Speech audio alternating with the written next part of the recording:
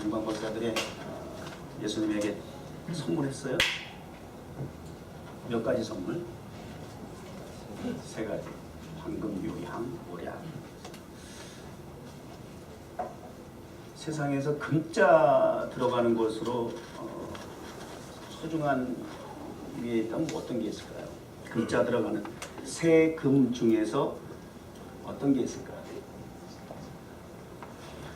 흔히 얘기한 대로 황금. 황금이 중요하다. 왜? 네가 나보다 주목을 끌면 안 돼. 나한테 집중이 돼야 돼. 시선을 빼앗지 마. 이 설교 시간은 누구든지 목사에게 주목을 해야 해. 눈과 눈이래게, 눈과 귀가. 아니 이렇게 해서라도 주목시키려고 그냥 황금이라고 이렇게 얘기하는 사람이 있겠죠. 또 어떤 금자가 들어가는 게 소중할까요? 소금. 왜? 소금 없이는 못 살아.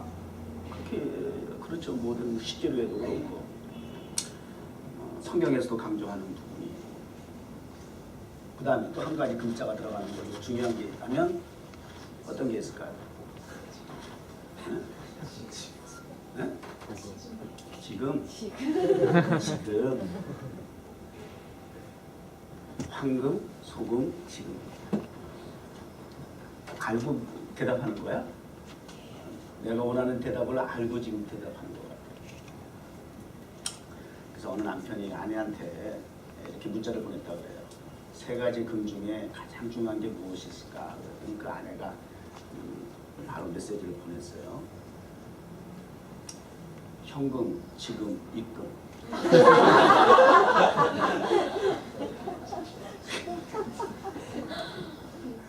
그러니까 남편은 참 하도 어이가 없겠죠. 이렇게 대화가 이 정도밖에 안 되는 거예요. 근데 어떡합니까? 남자들은 또 여자 말 잘 듣잖아. 그래서 지금, 조금, 입금. 방금, 조금, 입금. 금을 다 좋아합니다. 다 좋아하는데 그 가치관의 문제겠죠.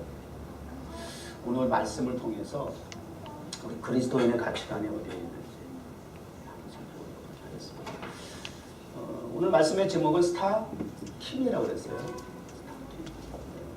본문 말씀의 반복적이고 또 눈에 들어오는 단어를 꼽으라 그래도 별, 왕, 스타, 킹 이게 반복적으로 이렇게 눈에 띄고 그 다음에 또 우리 사람들의 관심사 속에 왕에게 관심이 있을까요? 서민에게, 평민에게, 노비에게 관심이 있을까요? 왕이겠죠. 별에 관심이 있을까요? 바닥에 흙이나 먼지에 모래에 관심이 있을까요? 별이죠. 연말말 되면 각종 시상식이 있어가지고 소위 말하는 세상의 스타들이 레드카펫에 올라가서 사진 찍고 그리고 이제 입장하고 퇴장하는 걸 막 카메라 담아가지고 현장을 공개하고 하는 게 많은 세인들의 주목거리가 돼요. 눈요깃감 밑에더라고 말이에요. 어떤 의상을 입었느니 어떤 여배우는 깊게 파인 옷을 입었다는 등 짧은 치마를 입었다는 등 뭐 무슨 옷을 입었다 그런 걸 가지고 스타들의 그런 모습들에 대해 사람들이 관심이 많아요. 거기에 이목에 집중이 되어 있고 우리가 정말 집중해야 해요. 이러한 어수선한 그러한 현장 속에 살아가고 있는 우리들이 어디에 집중하고 주목을 해야 하는지 어디에 한눈을 팔지 말고 어디에 마음을 모아야 하는지 특별히 성탄절을 통해서 다시 한번 우리가 주목해야 할 대상이 누구인가 어디인지를 이거 좀 구분을 좀 했으면 좋겠다 하는 생각도 들어요. 그래서 어쨌든 말씀 제목도 스타킹이라고 했어요. 관심이 될 만한 주제가 되죠. 오늘 또 말씀의 부제를 굳이 달라고 한다면 가로하고 두 왕 이야기 이렇게 또 제가 쓸까도 생각을 해봤어요. 오늘 본문에는 두 왕이 등장을 하고 합니다.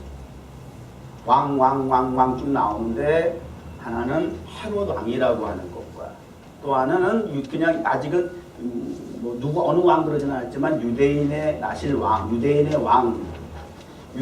왕하고 그 다음에 보면 그의 별 스타라든지 그 밑에 보면 또 설명을 해놨어요.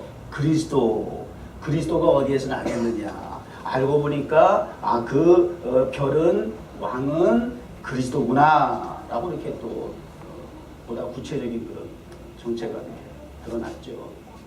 그래서 두 왕 이야기 이렇게 또 부제를 할까도 생각을 해보았어요. 구분해 볼까요? 하나는 이 헤롯 왕입니다. 헤롯 왕. 현재의 모든 사람들에게 실질적인 눈에 보이는 가시적인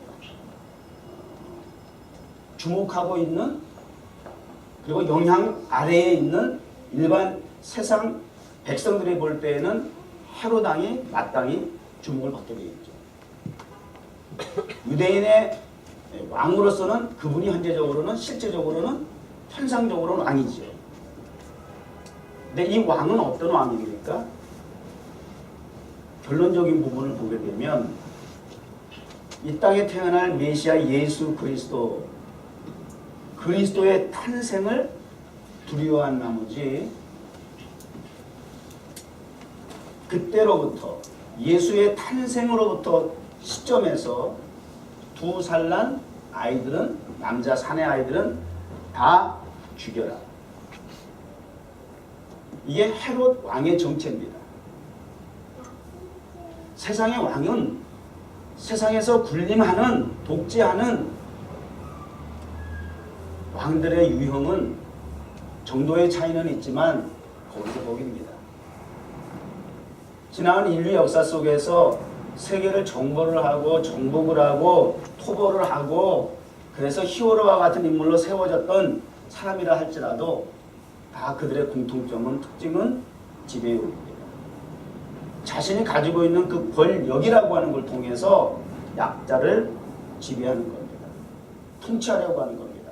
강압하려고 하는 겁니다. 그리고 자기의 이익과 유익을 위해서 목적을 달성하기 위한 그런 야망과 야욕에 불과했던 것이 세상 왕들의 공통적이고 특징입니다. 어찌하든지 세상 왕은 이와 같이 죄의 악을 양산하고 죄의 악을 통해서 죄악으로 말미암아 그리고 죄악으로 심판으로 끝나는 그러한 사례들로 계속 인류 역사는 눈에 보이는 왕들의 모습들은 그렇게 반목이 되고 점철이 되어 왔다. 결과적으로 세상의 왕은 상징하는 것은 죄라는 겁니다. 죄의 악을 상징하는 겁니다. 죄의 유형이고 그리고 죄의 결과를 가져왔던 그런 특징을 헤롯 왕이라고 하는 인물을 통해서 세상의 왕의 모습을 그리고 그 세상의 왕을 공중 권세에 잡은 악한 원수 마귀들이 배후에서 조종하고 그들을 통해서 이 세상을 지배하려고 한다라고 합니다. 그것이 태초에 하나님 보시기 심히 좋았던 첫 번째 사람 아담을 통해서부터 그 모습은 계속 반복되고 있다. 따라서 이 헤롯 왕이 성장하는 것은 결국은 죄의 왕이다. 이게 특징입니다. 그 다음에 또 다른 왕은 어떤 특징을 가지고 있습니까?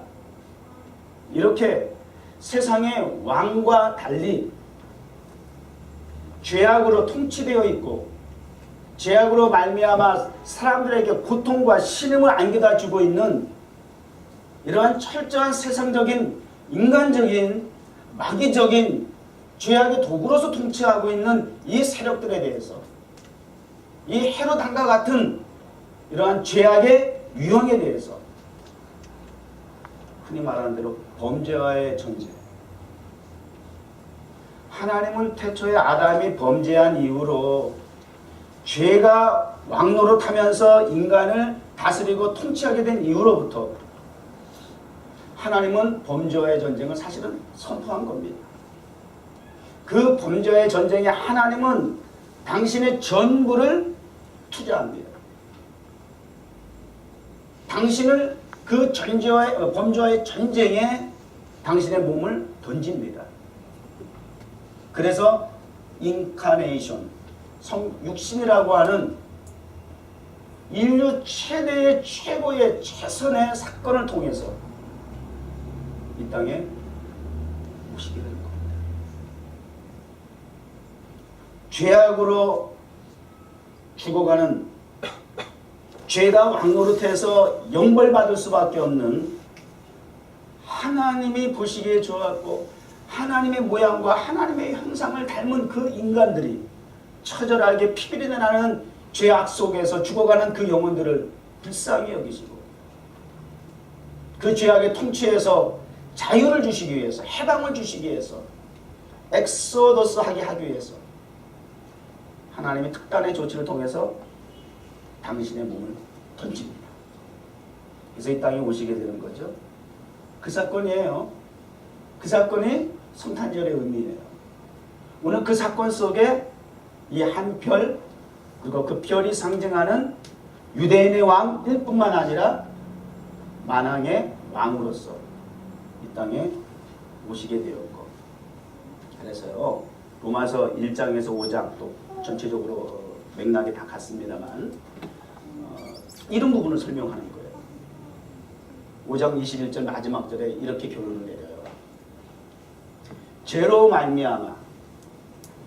말미암아 왕 노릇하게 했던 우리 인류들이 결국은 영벌 받을 수밖에 없는 그러한 처절한 상황이었는데, 은혜로 말미암아, 은혜로 통해서 의가 왕 노릇하게 된 것으로, 죄가 왕 노릇해서 멸망받을 수밖에 없는 인류를 위해서, 인생을 위해서, 저와 여러분을 위해서 그동안 지긋지긋하게 원수와 같은 마귀로 말미암아 지배되어져 있는 그 죄가 나의 삶을 주관하는 왕노릇했던 그 결과로서 지금까지 우리가 살아와서 대책 없이 지옥을 향해서 살아가야 하는 인생이 그러한 나락으로 떨어져야 하는 그러한 절박한 상황 속에서 한 의의가 나타나셔서 은혜로 말미암아 그 의의가 왕노릇하게 됨으로써 이제는 주권자가, 통치자가, 우리의 주가, 왕이 달라져야 된다는 거예요. 그 의로우심, 의가 왕노릇하게 됨으로써 우리를 영생, 구원에 이르게 하셨는데 예수 그리스도로 말미암아라. 이게 이제 로마서에서 결론을 내는 부분이에요. 죄가 왕노릇했던 과거의 사람, 의가 왕노릇해서 예수 그리스도 말미암아 영생하게 된 현재 우리들, 이 상황을 이렇게 잘 정리를 해놓은 거예요. 지금 예수님이 초림할 당시의 상황, 바로 이와 같이 두 왕의 세력이 오늘 등장하게 되는 거죠. 자, 헤롯이 본문 말씀에 들어갑니다. 가만히 박사들을 불러 별이 나타난 때를 자세히 물었다, 그렇게 얘기하고 있어요. 동방 박사들이 이제 별을 보고 찾아왔는데 별이 사라졌어요. 그러니까 일반적인 상식적인 경험적으로 볼 때에 왕이 태어날 곳이 어디일까라고 한다면 당연히 왕궁이라고 하는 생각을 하게 되죠. 그래서 왕궁을 찾아가고 그래서 헤롯을 만나게 되죠. 그래서 헤롯과의 대화 속에서 지금 유대인의 왕으로 나실 리가 어디 있느냐, 지금 이렇게 지금 나는 별을 보고 찾아왔는데 지금 이렇게 얘기를 하는 겁니다. 그러니까 유대인의 왕은 현 지구로서 볼 때에 헤롯 자신인데 또 다른 유대인의 왕이 자신의 가문도 아닌 그 어디인가에서 태어난다라고 하는 소식을 듣게 되니까 상당히 이것은 충격적일 수밖에 없게 되겠죠. 그래서 3절에 보면 헤롯과 온 예루살렘이 듣고 소동하게 되었다라고 얘기하고 있어요. 여기 소동이라는 말은 디스터브라고 하는 말을 써요. 이 영어에서는 마음이 산란하다. 근심과 걱정과 염려와 두려움으로 마음이 산란하다. 그런 상황을 잘 묘사하고 있는 단어예요. 그러니까 성이, 그날 그 성의 도시의 백성이, 그리고 왕이 마음에 이와 같이 지금 오수선한 그런 분위기가 전개가 되었다 이런 얘기예요. 그 당연하지 않겠어요? 왕은 하나여야 돼요? 둘이어야 돼요? 왕은 하나여야 합니다. 지도자는 하나여야 합니다. 그래서 조직이라고 하는 것은 어떤 조직이든, 그것이 작은 단위의 가정이라고 하는 조직이든, 또 세상이라고 하는 사회, 그리고 단체, 직장, 나라라고 하는 조직이든, 지난주에 우리 유엔에도 제가 방문하고 왔었습니다만, 그런 세계의 그 연합기구인 유엔이라고 하는 조직에서도 그렇고, 그 조직의 수장이 지도자가 우리 한국의 그 반기문 사무총장이니까 너무너무 자연스럽죠. 그분이 안 계셔서 사진 앞에 사진만 찍고 왔는데 급하다고 잠깐 자리 비웠다 그래가지고 사진만 찍고 왔는데 그렇죠. 본회의장과 유엔 안보리 회의장을 살피고 들어왔습니다. 그저께 또 그 안보리 회의장에서 북한 인권 문제에 대해서 이렇게 가결돼가지고 그런 얘기 있습니다. 역사의 현장. 지금 세계가 돌아가고 있는 모든 정세와 그런 모든 상황들을 교통정리를 하는 그런 중요한 기구 아닙니까? 어떤 기구이든지 단체든지 간에 그것이 지도자는 하나일 수밖에 없어야 한다. 두 별이 뜰 수가 없다는 거예요. 두 사람의 지도자가 있을 수는 없어요. 항상 의견이 분분할 수밖에 없기 때문에 그렇게 되면 배가 어디로 올라간다? 산으로 간다. 이런 결론을 갖게 되기 때문이라고 하는 거죠. 그래서 이 지도자라고 하는 것, 그것은 굉장히 세상적인 어떤 권위를 강조하기보다는 어떤 질서를 위해서, 체제를 위해서 굉장히 중요한 부분이 아닐 수 없죠. 근데 이 왕이 둘이라는 거예요. 둘이 되게 생겼다는 거예요. 그러니까 나라가 성 안에, 그리고 백성들이, 또 왕이 마음에 산만할 수밖에 없겠죠. 또 왕의 입장에서 더더군다나 자신의 그 권력의 기반인 그 왕의 위치에 지금 정면 도전할 수 있는 그런 세력이 양상이 됐다? 출현한다?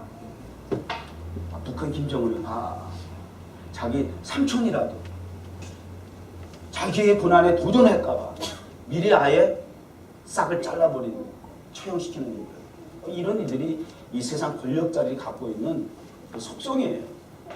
그 언제까지나 영원하지 않음에도 불구하고 영원한 것처럼, 또 영원하기를 바라는 인간의 그러한 야욕이, 그런 욕심을 통해서 어리석은 일들이 자꾸 보잖아요.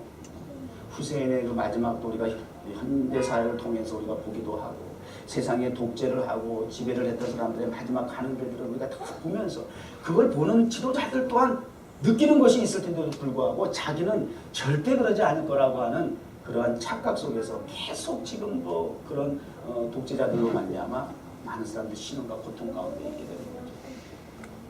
그것을 지키겠다고 하는 마음이 이 헤롯 왕의 마음속에 자리 잡게 된 거죠. 그러니까 소동하고 마음이 산란하고 분분하고 지금 복잡하고 이런 상황이 되는 거죠. 이런 상황 속에서 우리 예수 그리스도가 태어나게 되는 배경인데, 우리 그 예수 그리스도 이 땅에 스타로서, 진정한 스타로서 등장을 하시고 만왕의 왕으로서 이 땅에 오신 예수 그리스도의 모습은 이러한 헤롯 왕과는 달리 탄생에서부터 성장 과정과 마지막 십자가를 지시고 죽으시기까지의 모습을 보게 되면 세상에 군림하는 왕의 전형적인 모습과는 너무나 차이점이 있다는 거예요. 조금 살펴볼까요? 예수님은 어디서 탄생하셨어요? 지금 박사들은 어딜 찾아갔어요? 왕이 태어난다고 하니까 당연히 왕궁이라고 생각을 해요. 모든 사람의 관심사가 될 수 있는 그 왕궁을 찾아갔어요. 그러나 예수님은 정작 어디서 탄생하셨습니까? 마구간에서 탄생하셨어요. 그것도 마구간 밥그릇, 영물통이라고 그래야 되나? 거기서 탄생하셨어요. 그리고 예수님의 그러한 탄생의 그 축하객들이 누구였습니까? 빈들을 지키는 목자들이었습니다. 그렇게 사람들에게 주목을 받는 직업이거나 그런 부류의 사람들이 아니었습니다. 아니 오히려 어떻게 보면 당시의 시대적인 배경 속에서 천대를 받고 멸시를 받았던 하찮은 부류의 사람들이었습니다. 그런 목자들이 찾아와서 경배를 하게 됩니다. 상당히 의외성이긴 하지만 오늘 본문에 기록된 동방의 무명의 박사들이 또 축하객으로 찾아오는 정도였습니다.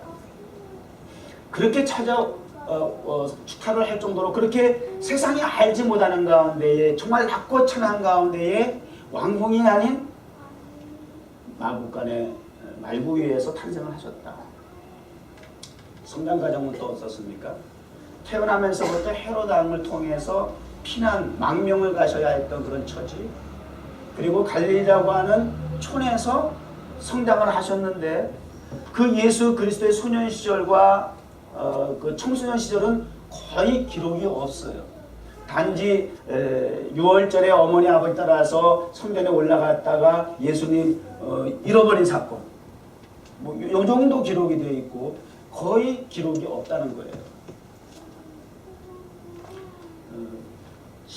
내년 1월이면 청양에서 충청남도 청양에 있는 화성장로교회 청소년들이 11명 정도가 저희 이 뉴욕을 방문해요. 저희 교회를 방문한다기보다는 뉴욕을 방문해요. 그 방문하는 목적이 목사님이 저에게 몇 달 전에 이메일을 보내주셔서 이 시골 산골 농촌에 있는 아이들에게 보다 넓은 세상을 보여주고 그래서 꿈과 소망과 비전을 심어주고 싶습니다.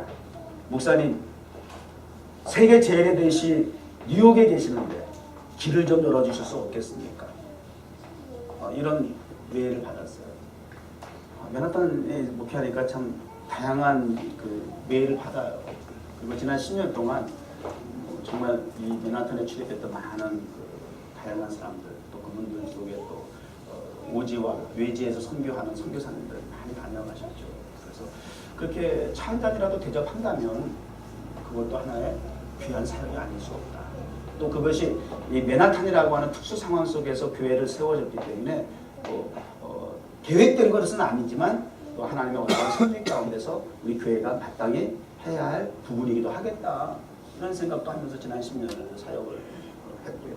또 그래서 사실은 여기서 교회 개척하고 나서 조그만 공간에서 카페 만들고 시작하면서 그 많은 다양한 사람들이 오고 가고 특히 선교사님들이 이렇게 올 때에는 늘 마음속에 또 그런 부분이 있었어요.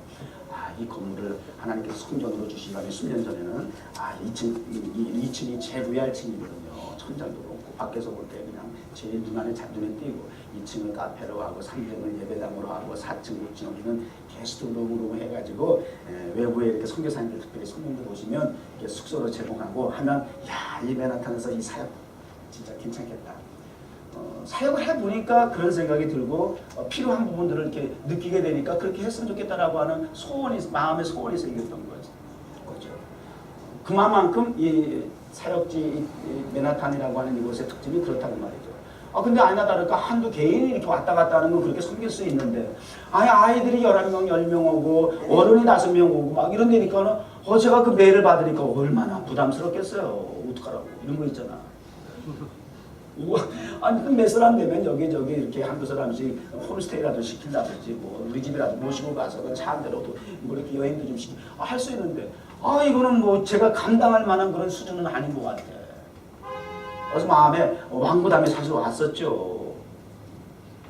그러다가 주변에 있는 목사님의 도움을 요청해서 숙소 정해지고 또 차량과 여행하는데 뭐 좀 도움을 또 주실 수 있다라고 하는 얘기도 들었고 또 이 얘기를 여러분들 앞에 또 조심스럽게 꺼내니까 또 여러분이 또 적극적으로 협력하셔야겠다고 해서 또 맨하탄에 또 그냥 일하시는 우리 집사님은 또 자신이 일하는 그 자리를 또 호텔을 또 배려해서 그렇게 숙소를 제공해 주시고 또 맨하탄 여행에 성도들이 또 가입을 한다고 이렇게 저렇게 협력하는 분위기가 얼마나 좋은지 몰라요. 그래서 그 목사님과 그 청양에 있는 시골교회 아이들은 그런 저의 그 메일 대답을 듣고 나서 그때부터 지금까지 계속 흥분 상태에 있다는 거예요. 맨하탄을 갈 날을 눈꼬마 기다린다는 거야. 눈꼬마 기다린다는 거야. 매일 하나님이 부어내실 때마다 지금 시골 청양 산골에 눈이 덮여가지고 온 세상이 하얗게 눈 덮였는데 이 손골의 아이들과 목사인 나는 뉴욕 맨하탄에 갈 날을 농축구와 기다리고 있습니다. 이유는 그 어린아이들의 마음속에 보다 넓은 세상을 보여줌으로써 비전을 심어주기 위한 까닭입니다. 그렇게 해서 더더 넓은 세상을 보고 내가 유엔에 갔다 온 사진 오니까 유엔도 가고 싶습니다.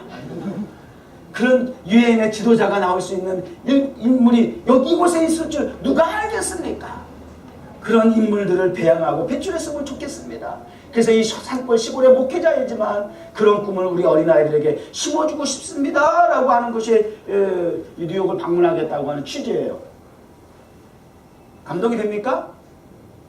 협력하고 싶은 마음이 생기겠죠? 참 좋은 시절입니다.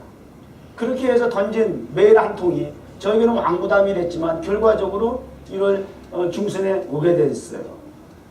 한 일주일 정도만 있으면 또 덜할 텐데 2주나 있어요.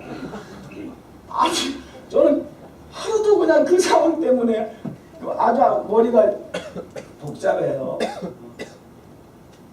그러나 하나님께서 늘 지난 10년 동안 의도하지 않고 생각지 않은 일들을 통해서 시작할 때는 준비할 때는 굉장히 힘들었고 어려웠고 고통스럽기도 했지만 왜 이런 뭐 이런 거 있잖아. 왜 나에게 뭐 이런 거 있잖아.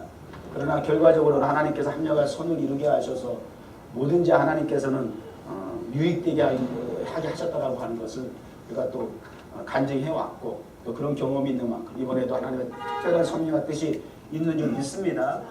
어쨌든 그렇게 해서 이 세상에 이 뉴욕이 온다. 좋은 꿈을 심어주고 비전을 심어준다는 건 너무나 좋지요. 우리 예수님 그런 영향을 못 받았다는 거예요. 이 얘기하려고 그러는 거야. 그 시골에서 또 목수의 아까도 찬송도 불렀어요. 목수의 아들로서 그렇게 청소년기를 보냈다니까요. 주유신 목사도 60년대 성장 과정 속에 있으면서 비행기가 하늘에 이렇게 날아다니면 진짜 막 저 비행기 내가 언제 한번 타거나 정말 남의 나라 이야기가 동화 속의 이야기 같지. 그 비행기를 탄다라고 하는 건 정말 꿈도 낄 수 없을 만큼 너무나 막연한 거였고 추상적인 거였어요. 저 비행기 탄다는 게 상상이 안 갔어요. 그냥 막연한 일이었어요. 그렇게 성장했던 저였지만 하나님께서 그럼에도 불구하고 이 세상의 중심인 맨하탄에 하나님의 교회를 세우고 온 세상의 열방이 출입하는 이곳에 목회를 통해서 타임스퀘어 광장에서 복음을 전하는 주의로 종으로 세워주실 줄이야 누가 알았겠습니까? 그리고 그러한 저의 어린 과거를 떠올려 생각해 볼 때에 이렇게 길을 열어주는 것도 내가 특별히 하는 것은 아니지만 적극적으로 협력해 줄 수 있는 도와줄 수 있는 어떤 피부적으로 내가 물질적으로 도와줄 수 있는 부분은 내가 미약하지만 그러나 이런 한 조그만 그 길을 열어가는 그 입구의 문을 이렇게 조금이라도 열어줄 수 있었다고 하는 그러한 입장에서 이 사역을 돌아본다면 감사하죠. 그런 역할을 할 수 있다고 하는 거죠. 그런 영향력을 미칠 수 있다고 하는 거죠. 앞으로 이러한 영향력이 더 극대화되기를 바랍니다. 더 폭이 넓어지기를 바랍니다. 더 깊어질 수 있기를 바라고요. 좋은 결과가 나타났으면 좋겠어요. 또 예수님은 저 그런 배경도 없었어요. 그렇게 성장하시고 또 이제 만 30이 되어가지고 이제 사역을 하신다고 세례 요한에게 세례를 받으시고 그리고 이제 이 세상을 향해서 정말 이 땅에 별과 같이 해성과 같이 등장하시고 그 별을 보고 따라왔던 동방 박사들이 왜 그가 별이었는지 세상에 스타로 등장을 하셨는지를 이제 온 천하에 나타내시기 위해서 공식적인 이 사역의 현장을 통해서 공개를 하지 않습니까? 그러나 또 생각과 달리 그분은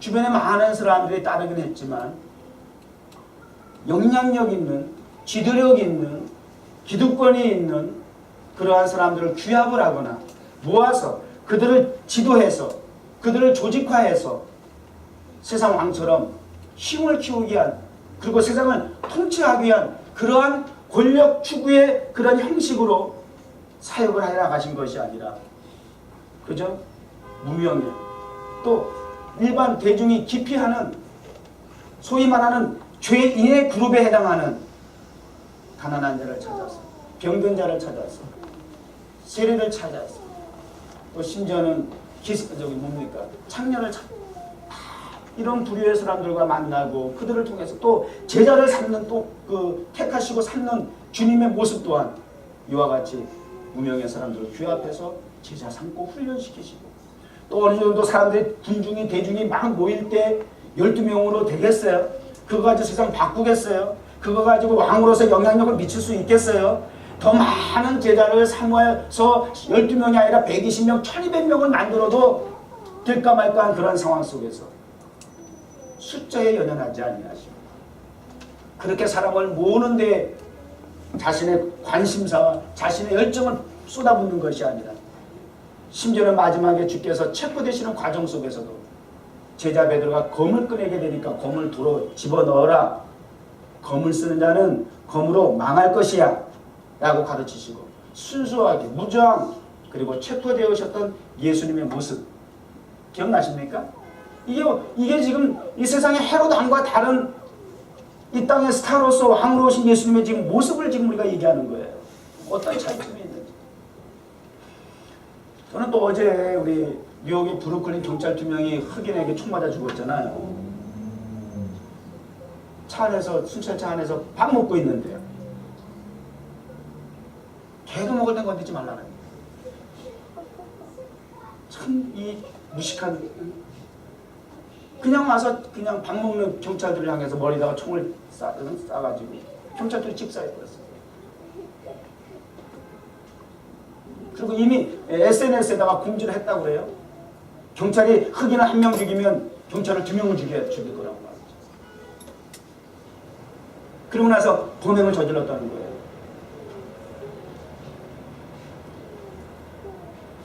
이런 폭력? 그 사람의 그 신상이 쭉 나왔는데 정의를 위해서 할 수 있었던 사람이 아니었던 거야. 평소에도 늘 총 가지고 폭력 정과가 많았던 사람이야. 정당성이 없어요. 어떠한 이유에서든지. 그러니까 세상은요. 계속 이렇게 폭력과 또 다른 폭력을 통해서 세상은 자꾸 이렇게 정철되고 반목되고 악순환되고 이게 지금 헤롯 당시 때로부터 지금까지 똑같은 상황에 그 다음에 정도의 차이는 있지만 똑같은 상황 악순환이 반복이 되어지는 겁니다. 이것이 죄가 왕노릇하는 까닭에 그 죄가 왕노릇하는 지배된 사람들을 통해서 이러한 비극적인 참혹한 일들이 지금 계속 반복되고 있다는 거예요. 또 그러면 이제 경찰들은 또 이거 봐라. 그리고 또 그러면 또 그냥 막 뭐 빙의하고 분노하고 또 이러면서 이게 자꾸 반복될 수밖에 없는 인간의 모습. 여러분 제임스를 위해서 기도 많이 해주신 바랍니다. 가슴이 철컹철컹 어디 뭐 걸어가다가도 이거 무슨 지금 여러분 이런 사람이 뭐 한둘이 있는 게 아니잖아요. 우리 주변에 가까운 이웃 중에 이런저런 사람들이 지금 다 지금 포진하고 있다는 거. 여러분 그거 알고 살아야 돼. 그거 어떤 사람이 누군가 내가 아무리 유심코 무슨 뭐 째려보고 관상을 보고 한다 할지라도 그거 알 것 같아요. 그러한 위협 속에 우리는 지금 살아가고 있어요. 죄가 왕노릇하는 영향 아래에 있는 이러한 사탄적인 사람들이 주변에 너무 지금 많다는 것입니다. 아니 오늘 나도 그러한 영향 아래에 있을 수 있다라고 합니다. 심지어는 제자 베드로가 주여 어디로 가시나니까 말이죠. 안 됩니다. 고난 받으실 수 없습니다. 말이에요. 그럴 수 없습니다. 그러니까 우리 주님께서 사탄아 물러가라.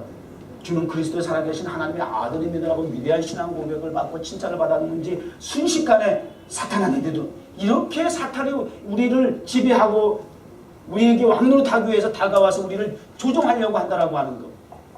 거기에 우리가 노출되어 있다는 것이에요. 직접이든 간접이든 이러한 상황 속에서 우리가 지금 살아가야 한다라고 하는 것이에요. 그러니 가히 범죄와의 전쟁이라는 말이 결코 틀리지 않다는 거예요. 이러한 영적인 안목과 시선을 가지고 관점을 가지고 사람을 보고 상황을 보고 우리가 말씀을 통해서 분별할 수 있어야 한다는 거예요. 그래서 성경은 항상 우리에게 가르쳐 주시는 것이 쉬지 말고 기도해야 할 이유가 그래서 있는 거예요.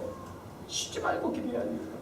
순간순간 기도하면서 말씀을 묵상하면서 하나님의 뜻이 이 사람과의 관계 속에서 이 주어진 여건과 환경 속에서 하나님의 선하신 의도와 목적의 뜻이 어디에 있는지를 우리는 그런 까닭에 하나님을 향해서 항상 마음의 창문을 열어놓고 묵상을 하고 기도하는 가운데 하나님과 소통하고 교통이 이루어져야 된다는 거예요.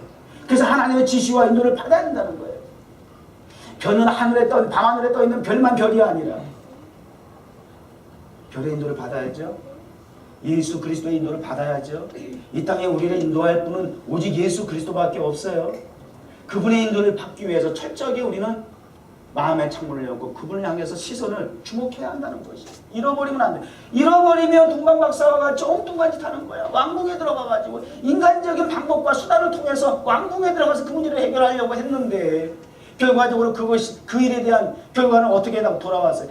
생각할 수 없는, 절대 동방박사가 그런 우려를 생각조차 할 수 없었지만 그러나 결과는 어떻게 왔어요? 참혹하니만큼 2살 아이의 남자아이들 다 죽었어요.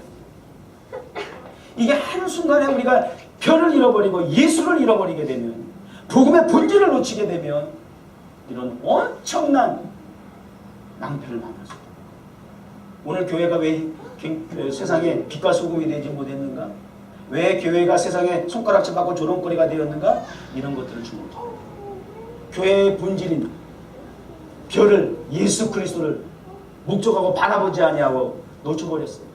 교회를 짓고 화려하게 짓고 왕궁처럼 짓고 사람들을 많이 모으고 인간적인 수단과 방법이 교회 안에 세속적인 모습으로 비춰지게 되니까, 나타나게 된 결과가 되니까 별은 온데가 안 되었고 복음은 온데가 안 되었고 예수 그리스도는 온데가 안 되었고, 세상 사람들이 교회를 뭐라 하는 것이 문제가 아니라 주님조차도 나는 그 교회와 상관이 없어라고 한다라고 한다면 무슨 의미가 있겠느냐고 말이에요. 별이 없는 교회, 예수가 없는 교회, 예수가 없는 인생, 별이 보이지 않는 인생의 길, 위험한 겁니다. 불행한 겁니다. 놓치면 안 돼. 잃어버리면 안 돼. 밤이든 낮이든 항상 그 별빛에 주목하셔야만 할 이유이기도 하다는 얘기예요. 그렇게 세상에 오셔서 정말 무기력하리만큼 무저항과 무풍력을 통해서 십자가에서 죽으셔야만 했던 예수님 아시죠? 그 예수님이 스타 맞습니까? 왕 맞습니까? 어떻게 맞아? 제자들도 다 도망갔어요. 스타인 줄 알았는데. 스타 따라다니잖아. 우리 타임스퀘어에서 예배드리고 이렇게 또 우리 성전 봉헌할 극장으로 이렇게 가고 이렇게 이동하는 중에 이렇게 보면은 막 극장 주변에 막 사람들 막 어떤 데는 막 모여 서 있어, 그죠? 그 바리케이드 씌워놓고. 그래서 이게 뭐 하는 거지? 이렇게 보면 그 극장에서 공연 마치고 스타가 나오는 거야. 그 스타가 나오면은 그냥 사진 찍으려고 포토샵. 그래가지고 좀 이렇게 대기하고 사람들이 기다리고 있는 거예요.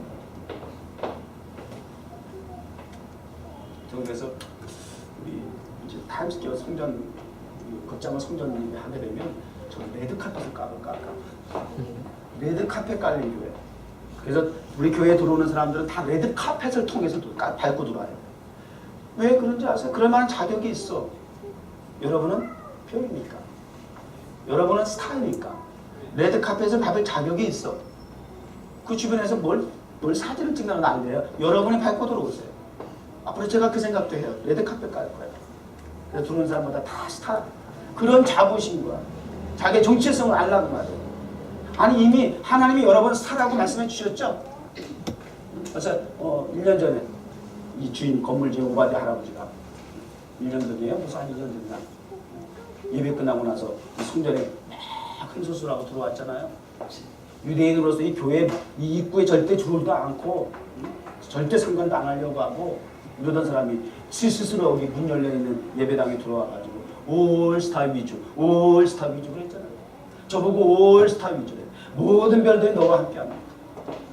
완전히 흥소수술하듯이. 여러분들도 들었잖아요. 목격했잖아요. 그러면 올스타 위주, 저한테 올스타 위주 그랬어요. 그러면 저와 함께 있는 사람들은 뭐예요? 별 아니야, 별. 하나님이 믿지 않는 유대인의 입술을 통해서 올스타 위주라고 했으니 여러분은 별 아닙니까? 저하고 함께 있는 동안은 별이야. 저를 떠나면 아니야. 저하고 함께 있을 때만 별이야. 하나님 성령님께서 가라사대 하셨잖아요. 그러니까 레드카펫 밟고 들어올 자격이 있다고요. 스타예요. 근데 이 세상 스타와 달리 이 무기력해 십자가에 달리신 예수 그리스도를 보면서 과연 그래가지고야 죄가 왕노릇하는 이 세상을 범죄와의 전쟁을 선포하고 이 땅에 오셨다고 하면 승리가 목적 아니야. 전쟁은 이겨야 해. 맞아요? 내가 죽이자면 내가 죽는 거야. 전쟁에서의 실패라고 하는 것은 다시 기회가 없어. 죽는 거야. 끝나는 거야. 전쟁은 반드시 이겨야만 해요. 그러면 그렇게 범죄와의 전쟁을 선포하시고 당신이 그 전쟁을 위해서 당신 몸을 불살라 이 땅에 오셨는데 그렇게 맥없이 힘없이 무기력하게 무능력하게 십자가에서 홀랑 그렇게 돌아가 버리시면 지네는 또 나도만 가버리고 이렇게 가지고 어떻게 전쟁에서 승리했다라고 얘기할 수가 있어요? 그런데 2000년이 지난 다시 오실 예수 그리스도를 준비하는 기다리는 우리들이 볼 때에 주님 승리하셨습니까? 실패하셨습니까? 만왕의 왕 내 주께서 왜 고초당했나? 이유 알아요? 만왕의 왕인데 단지 유대인의 한 국가의 왕이 아니라 만왕의 왕으로 이 땅에 오셨는데 그분이 왜 고초를 당하셔야 하는지 아십니까? 이 벌레 같은 날 위에 주보혈 흘렸니. 아시겠어요? 만왕의 왕인데 세상의 왕이 나를 위해서 그런 희생해? 땅콩회양 조용한 말하기도 좀 창피하지만 세상에 좀 힘 좀 있으면 다 이런 식이야. 뭐 조연아만 그래요. 뭐 이름이 아주 막 이제 좀 쉽게 나오네. 우리 교인 이름 부르듯이. 난 우리 교인 이름도 모를 때 있는데 조연아는 왜 방금 잘 나오냐? 맞나 이름이? 아주 각인이 돼버렸네. 이슈가 그냥 워낙 커가지고. 이게 뭐야? 다 똑같아. 다 똑같아. 그 정도의 차이지. 세상의 권력과 힘을 가지고 있으면 다 이 모양이야. 지배구조 아에 있다고요. 지배자와 피지배자 사이의 관계는 항상 이렇게 돼 있어요. 그런 걸로 다 오히려 그 자리에서 한번 역으로 생각할 때, 가정해 볼 때 자기가 그러한 회장의 딸이고 부사장이고 이런 직함이고 위치가 되면 가만히만 앉아 있어도 직원들이 벌벌 기는 거 아니야? 안 그래? 직원들이 알아서 기게 돼 있어요. 다시 더 잘하려고 하고 그 서비스 2만 불짜리 1등석에 앉아가지고 2만 불이에요? 1등석 그렇게 비싸다면서요. 어? 세상에 그 자리에 앉아. 이게 귀중 아니에요? 그냥 저 어렸을 땐 정말 저 비행기 타는 것조차도 꿈이었는데 상상을 할 수 없었는데 그 1등석을 타면서 남 1년 벌 수입을 비행기 한 번 타면서 소비할 정도로 그렇게 가진 것이 많은 사람이 그게 뭐냐고요. 그게 뭐냐고요. 그게 무슨 주태냐고요. 이게 세상이 똑같아 무슨 부족하고 그런 것이 마땅한 거 아니에요? 사람이 좀 높고 있고 많다 그러면 그건 그 모습이라고요. 하여튼 우리 주님은 그러기 때문에 이 땅에 왜 오셔야 하는지, 이 땅에 오셔서 왜 그러한 삶을 살아야 하셨는지 처절하게도 우리가 정말 새겨야 돼요. 지도자는, 왕은 이런 거야라고. 이렇게 섬김을 받으러 온 게 아니라 섬기러 왔노라 라고 하는 모습을 새겨야 한다고요. 그것이 진정 세상을 정복하는, 죄악을 이기는 전쟁, 범죄와의 전쟁에서 승리하는 비결이었다라고 하는 거 몰랐죠. 그래서 결과는 어떻게 됐어요?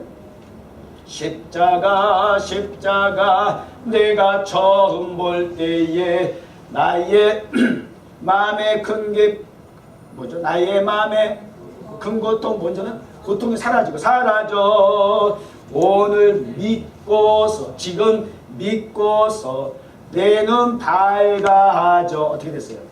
참내 기쁨 영원하도다. 지금 믿고서 내 눈 밝아져. 참내 기쁨 영원하도다. 성탄의 기쁨입니다.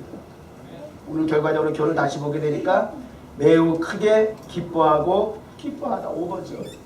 기쁨이 그냥 넘치는 거야. 기쁨이 넘치는 거예요. 그래서 우리 2014년 성탄 주일을 맞이하고 또 성탄절은 이제 수요일에 목요일, 수요일에 목요일, 아까 수요일이라고 목요일, 목요일 성탄절을 또 맞이해서 예배를 한 번 더 드리고 수련을 가겠습니다만, 이 땅에 진정한 스타이셨습니다. 왕이셨습니다. 그분의 모습을 통해서 그분이 세상을 어떻게 정복을 했느냐, 죄가 왕노릇하는 인생을 의로서 이 땅에 오셔서 왕노릇함으로 예수 그리스도로 말미암아 영생을 받게 되어 그 별이 나타난 거로 마음에 크고 큰 기쁨이 나타난 것처럼 저와 여러분도 예수 믿고서 그 보혈의 피의 능력을 통해서 내가 그 예수로 말미암아 구원을 받았다, 속죄함을 받았다, 마음에 큰 기쁨이 넘치게 되었는데, 이제 거기서 느끼는 것으로, 만족한 것으로, 감사한 것으로 끝나지 말고 이제는 저와 여러분은 명실공히 주님과 같은 스타의 반열에 들어갈 수 있어야 돼요. 여러분은 스타입니다. 2000년 전 그 스타가 동방바스를 예수 그리스도께로 인도했던 것처럼 우리 뉴욕 정원교회가, 저와 여러분이 이제는 스타로서의 역할, 예수 그리스도 그 스타의 역할을 우리가 대신해야 해요. 그래서 아직도 별을 잃고 헤매고 방황하고 있는 영혼들에게 찾아가든지 그들이 어떻게 하든지 주께로 나아갈 수 있도록 여러분이 인도자가 되어야 됩니다. 전도자가 되어야 됩니다. 그래서 그들로 하여금 아하, 어둠에서 빛으로 자리를 옮겼더니 야, 이렇게 기쁠 수가 라고 할 수 있도록 우리 교회가 사명을 가져야 합니다. 여기에 목숨을 걸어야 돼. 하나님이 이 땅에 오신 목적이 여기 있고 그 핏값을 통해서 교회를 세우신 까닭이 여기 있는데, 지금 교회가 어디에 지금 신경 쓰고 있는 거예요? 목사가 자리에 높고 아픔, 직위에 관심이 있고 뭐가 되려고 하고, 교회가 뭐 사람이 이런 데만 자꾸 육적인 일에만 관심을 갖고 있으니까 여지없이 마귀의 영향 아래에서 교회도 초롱뿌리를 받는 이러한 현실, 더 이상 이게 반복되지 않기를 바라고 우리 뉴욕 정원교회가 좀 롤이 되고 모범이 됐으면 좋겠습니다. 그래서 교회는 이런 겁니다. 목사는 이런 위치에 있어야 합니다. 성도는 이렇게 살아야 합니다. 그 이렇게가 뭐예요? 스타같이, 스타로서 살아가야 될 것입니다. 만왕의 왕신 예수 그리스도를 통해서 이 땅을 정복하고 다스리는 위치에 있는 스타로서 교회가 쓰임받고, 그리고 다니엘교 관점에서도 그렇게 스타로 쓰임받고 있잖아요. 아유, 찬양하고 예배 드릴 때마다 온 열방이 그냥 박수치고 환호하고, 이미 우리는 3년 전부터 경험하고 있어요. 그 스타 자리에 여러분 초대합니다. 자리를 제공하겠다는데도 불구하고, 스타로 모시겠다고 하는데도 불구하고 동참하지 않는다면 후회할 날이 있을 겁니다. 주님 앞에 갔을 때에도 그 자리를 주님은 기억할 겁니다. 우리 하나님은 뉴욕 정원교회를 생각할 때 다른 모든 것은 다른 교회와 거의 다를 것 없이 동일하게 하는 목회의 모습이지만, 타임스퀘어 광장에서 주 예수 그리스도의 복음을 전하면서 이 땅에 오신 스타 킹 예수 그리스도를 전하는 이 일은 우리 뉴욕 정원교회만이, 전 세계적으로 뉴욕 가든 처치만이 하는 사역입니다. 이 엄청난 이 거룩한 스타로의 초대에 여러분 기회 있을 때 동참하세요. 그리고 스타로서의 정체성 뿐만 아니라 가치를 드러낼 수 있기를 바라고, 아, 목사님이 이 자리가 왜 스타가 서 있는 자리인가를 또 누리세요. 그것이 위대한 변화의 능력을 경험하게 되는 현장이 될 줄로 믿습니다. 기도하겠습니다. 하나님 감사합니다. 제가 사망 안에서 왕노릇하고 영벌 심판받을 수 없는 우리들에게, 우리 인생들에게 은혜에 의한 의로 말미암아 왕노릇하시는 예수 그리스도로 말미암아 속죄, 구원, 영생을 주셔서 가히 스타 킹이 아닐 수 없습니다. 스타 킹으로서 모신 예수 그리스도를 통해서 우리 교회가, 우리 성도의 삶이 이 땅에 스타로서의 영향력을 미칠 수 있는 본질과 정체성을 바르고 온전하게 회복하게 하옵소서. 예수님의 이름으로 기도드립니다.